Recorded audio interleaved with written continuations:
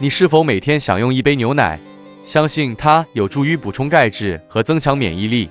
然而，要知道，并非市面上所有的牛奶都是纯天然的，没有添加任何化学物质。事实上，一些隐藏的风险可能会对你的身体造成伤害。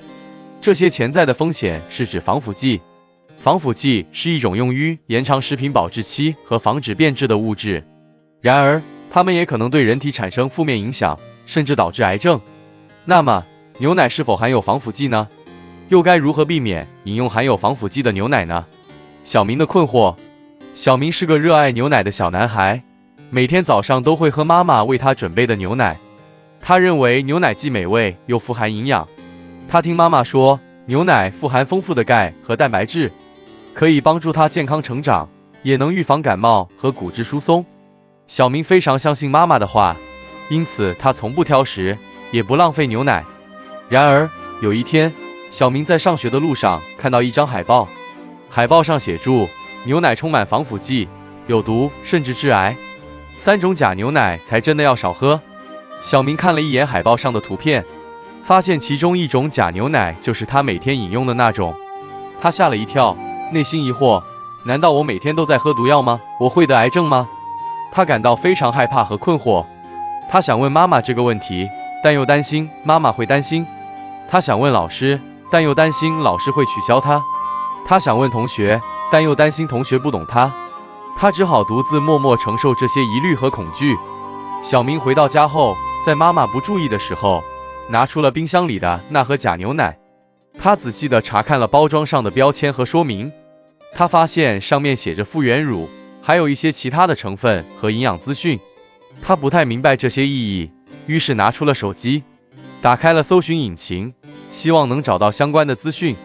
他发现了一些关于复原乳的介绍和科普文章，他认真地阅读了这些内容，并发现了一些有趣的事实。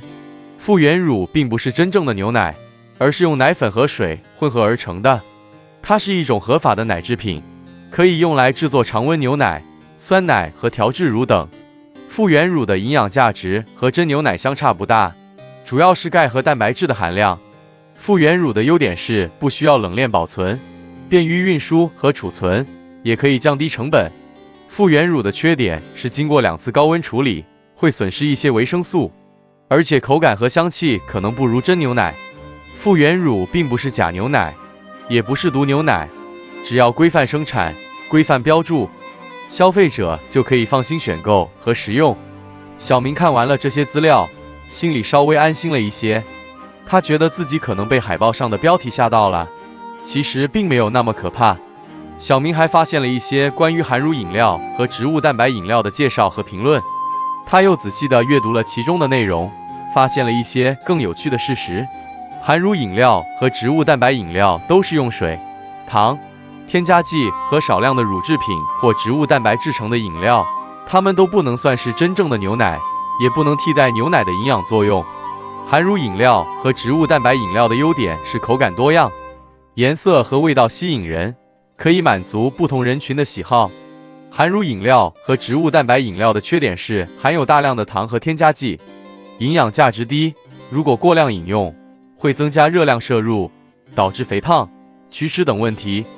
含乳饮料和植物蛋白饮料也不是假牛奶，但也不是好牛奶，应该适量饮用，并注意查看配料表。防腐剂是什么？有没有毒？防腐剂是一种可以延长食品保质期、防止变质和微生物污染的物质，它在食品工业中广泛应用，可以保证食品的安全性和稳定性。防腐剂有很多种类，根据其作用原理和来源，可以分为自然防腐剂和化学防腐剂。自然防腐剂是指从天然物质中提取或合成的防腐剂，化学防腐剂是指人工合成的防腐剂，如苯甲酸、山梨酸、亚硝酸盐、苯酚等。防腐剂有没有毒呢？这个问题没有一个简单的答案，因为不同的防腐剂有不同的安全性和风险。一般来说，自然防腐剂比化学防腐剂更安全，更容易被人体代谢和排出。即使是自然防腐剂，也不能过量摄入，否则也会对人体造成负担和伤害。例如，过多的盐会导致高血压、水肿、肾病等。过多的醋会导致胃酸过多、胃痛、牙齿损伤等；过多的柠檬酸会导致尿路结石、牙釉质软化等。化学防腐剂则更需要注意，因为它们可能会对人体产生不良影响，甚至导致癌症。例如，苯甲酸会影响人体对钙的吸收和利用，导致钙缺乏、佝偻病等；山梨酸会抑制人体对维生素 B1 的吸收和利用，导致维生素 B1 缺乏、神经系统损伤等。亚硝酸盐会与人体内的胺类物质反应，生成亚硝胺类物质，这是一种强致癌物质，会增加胃癌、食道癌等风险。苯酚则是一种高毒性物质，会对人体的肝脏、肾脏、心脏等器官造成损伤。并不是所有的化学防腐剂都是有害的，也不是所有的含有化学防腐剂的食品都是危险的。只要控制在一定的安全范围内，合理使用和摄入化学防腐剂，并不会对人体造成明显的危害。为了保障消费者的健康和权益，各国都有相应的法律法规和标准来规范食品中添加防腐剂的种类、数量和标注。我国规定了食品中可以使用的防腐剂的种类、用量、使用范围和标签要求。消费者可以通过查看食品包装上的配料表，了解食品中是否含有防腐剂，以及防腐剂的名称和含量。如果发现食品中含有不合法或超标的防腐剂，可以向相关部门投诉或举报，维护自己的合法权益。如何避免喝到含有防腐剂的牛奶？如果你想避免喝到含有防腐剂的牛奶，可以选择新鲜的、冷藏的、未经过高温处理的牛奶。这种牛奶一般不需要添加防腐剂，因为它的保质期很短，需要在几天内饮用完。你可以在超市或者奶站购买，注意查看生产日期和保质期，尽量选购当天或者前一天生产的牛奶。你也可以在农场或者乳品厂直接购买鲜奶，但是要注意卫生和安全问题，避免喝到受污染或者掺假的牛奶。选择有机的、无添加的、经过低温巴氏杀菌处理的牛奶。这种牛奶一般也不需要添加防腐剂，因为它的生产过程严格遵循有机标准，不使用任何化学物质或者激素。它经过低温巴氏杀菌处理，可以杀死大部分的细菌和病毒，保留大部分的营养和活性物质。你可以在有机食品店或者网上购买，注意查看有机认证和无添加标志，尽量选购近期生产的牛奶，选择自己制作的、纯天然的、无任何添加剂的牛奶。这种牛奶是你自己用奶粉和水按照比例混合而成的，你可以根据自己的口味和需求，调节奶粉和水的比例，增加或减少浓度和甜度。你也可以加入一些其他的食材，如蜂蜜、果汁、坚果等，增加风味和营养。你只需要准备一些高品质的奶粉和纯净水，以及一个干净的容器和勺子，就可以轻松制作出自己喜欢的牛奶。